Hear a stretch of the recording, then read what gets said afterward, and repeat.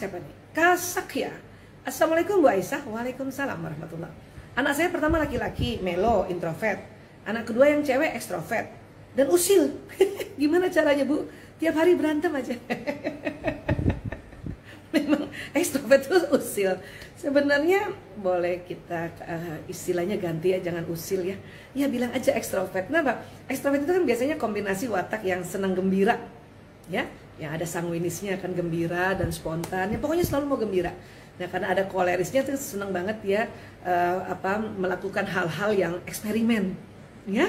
Makanya jadinya itu tadi istilahnya Bunda ya, bukan istilah Bu Isa ya, istilah Bunda bilangnya usil ya. Itu diganti deh. Gak enak usil gitu, bilang aja, oh anakku yang kedua memang ekstrovert, dia senang bercandain kakaknya, itu jauh lebih baik, ya. Adapun kalau anak kita bersaudara suka itu ya colek-colek atau apa, kayak akhirnya berantem, satu teriak satu ini ya, itu mah biasa, ya. Biarkan itu jadi sebuah kenangan. Kenangan apa? Kenangan dengan saudara kandungnya, suka ya, ya itu tadi ya, suka bercanda-bercanda, biarin deh, gak apa-apa, ya. Maaf. Kecuali dia sudah berteriak dengan maaf omongannya kasar, baru dah kita datangi, tanya ada apa ini, atau mau memukul ya. Kalau cuman apa sih ini ya, apa sih ini, suka gangguin aja nih ibu, gitu ya, nah itu biarin aja, paling iya gitu aja jawab ya. Itu ada kenangan indah itu nanti pada saat mereka beranjak dewasa, itu jadi kenangan yang sangat-sangat dirindukan. Oke, next. Ya, Mbak Sarah Devia. Assalamualaikum Bu Isa. Waalaikumsalam. Bagaimana mengetahui jumlah hormon testosteron itu lebih banyak? Apakah hanya dengan perilaku?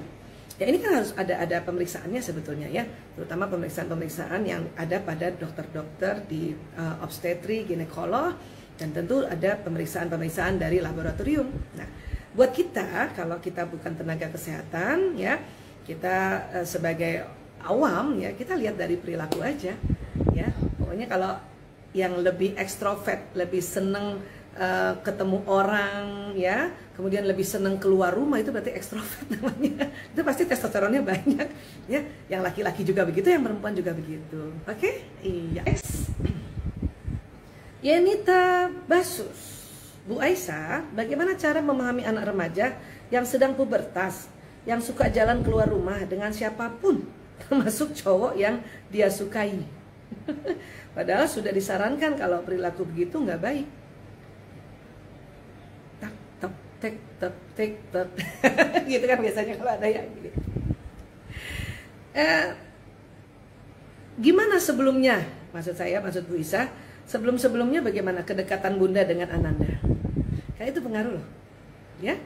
Kalau dulunya memang Bunda dekat sama Ananda dan juga sudah sering kasih nasihat bahwa nih garis bawah dulu ya, bahwa di usia-usia pubertas itu kan memang apalagi perempuan sudah mulai ada ketertarikan dengan lawan jenis, ya.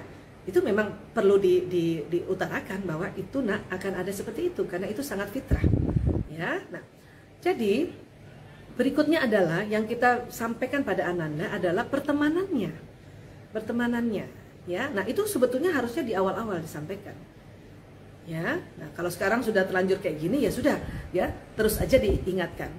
Kalau buat Bu Isa ya, Bu Isa kalau punya anak perempuan ya, dia ragil, ini ada dia di samping saya ini ya. Bu Isa berupaya sekali kalau ada ragil keluar harus ada yang ngikutin, ada pendampingnya, ya. Pendampingnya. Dulu waktu masih belum SMA ya, SD, SMP, itu selalu ada ya, kalau nggak Bu Isa, Mbak Sarti, atau kakak-kakak aja kan pasukannya banyak 3 ya. 4 ya. 4. Ya, itu. Jadi Bu Isa selalu ingatkan ragil bahwa memang di dalam Islam perempuan itu kalau keluar rumah, apalagi sudah balik nanti ini, harus ada muhrimnya gitu. Ya, ada muhrimnya. Bu Isa bilang gitu. Sekarang pun juga kalau dia mau keluar ya bisa berupaya sekali siapa yang bisa ikuti dia, ya. Kalaupun sampai nggak ada ya sudah, terpaksa lah yang driver yang kita percaya ya itu ngikutin dia gitu, ya. Sehingga ya Bu Isa juga tahu daerahnya juga mulai sering ada teman-temannya ya, baik yang perempuan maupun yang laki-laki ya, ngobrolnya juga seru-seru banget. Tapi Bu Isa selalu ingatkan bahwa kalau dalam Islam itu ya bukan hanya masalahnya pergi sama orang yang disenangi, dengan pergi sama orang yang tidak disenangi, atau bukan juga yang kita misalnya kita taksir gitu aja kan, berdua aja kalau ke satu tempat itu dilarang kan, memang kan. Gak apa-apa, sampaikan aja, sampaikan, ingatkan lagi, sayang ya, sebisanya ada temenmu yang lain ya nak, sampaikan aja. Memang tugas kita sebagai ibu yang menyampaikan terus, ngingetin, tapi dengan cara yang baik aja, gak usah juga ngegas ya. Karena sekarang bahwa ada anak perempuan, dia sudah mulai ada tertarik dengan anak laki-laki, itu sangat fitrah dan itu perlu disyukuri dulu, alhamdulillah ya. Karena gini ya, Bu Isa kan 5 tahun terakhir juga menangani kasus-kasus perubahan orientasi seksual ya, berubah yang tadinya senang heteroseksual jadi homoseksual gitu ya. Nah itu jadi sesuatu yang kita perlu rasakan bahwa oh ya, kalau anak saya ketertarikan sama lawan jenis itu syukuri aja dulu. Karena sekarang banyak ya ketertarikannya sama sesama jenis. Ya kan itu repot tuh. Nauzubillah min dzalik. Ya, jadi apa-apa pokoknya syukuri dulu, kemudian sampaikan konsep-konsepnya dan ingat ya, harus tahu juga dia mensnya kapan. Ya. Mensnya kapan, supaya apa? Supaya waktu kita sampaikan ada waktunya. Ya, ada waktunya. Oke? Insya Allah Ananda juga mau dengar itu. Dan setelah pun dia keluar entah sama siapa, mungkin izin juga bahwa aku sama teman-teman aku, tapi ternyata misalnya pun ya di luar rumah akhirnya pergi sama laki-laki saja ya, yang berdua saja ya, tapi kita di rumah sudah bisa langsung angkat tangan mohon pada Allah perlindungan untuk jaga Ananda kita ini. Kita nggak bisa lihat loh ya. Makanya kita langsung angkat tangan, ya Allah, anakku keluar ya Allah, ya saya percaya apa yang dia sampaikan ya Allah, tapi selebihnya ya saya tawakal kepadamu ya Allah. Itu, ya. Oke, next. Mbak Deviandria, saya punya anak perempuan umurnya 6 tahun, untuk komunikasi lancar, tapi suka nimbrung kalau orang tuanya berbicara dan suka nanggapin omongan saya. Gimana caranya memberitahu supaya dia nggak ikutan ngobrol? Lah, gini. Ya, bisa kadang-kadang kalau sahabat-sahabat tanya pengen jawab, tapi terkadang tergelitik juga bahwa oh ya ternyata memang masih banyak juga di antara kita para orang tua yang perlu belajar kembali watak anak ya. Artinya gini, kalau anak perempuan itu sendiri saja, perempuan sebagai perempuan saja, itu kan ngomongnya banyak ya. Karena otak bicaranya dia ada di dua belahan, kiri dan kanan, dan agak ke belakang sedikit sih. Ya. Kalau laki-laki cuma sebelah kiri saja. Nah, sebagai perempuan saja, itu memang bicaranya perempuan lebih banyak dibanding anak laki.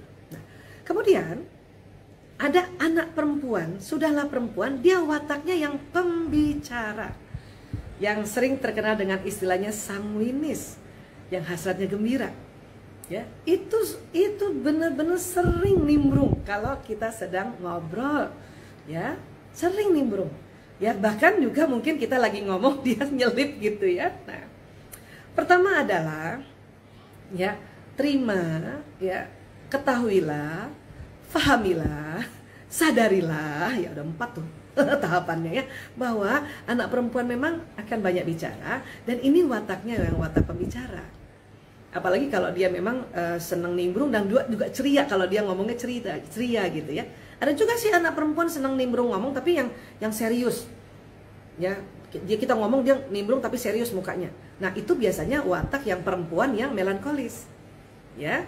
Memang bisa juga dia sering nimbrung tapi yang mukanya serius. Tapi kalau mukanya yang ceria terus dia ketawa aja apa segala macam gitu ya. Nah, itu anak perempuan yang wataknya sanguinis tadi. Ya. Tahu aja dulu.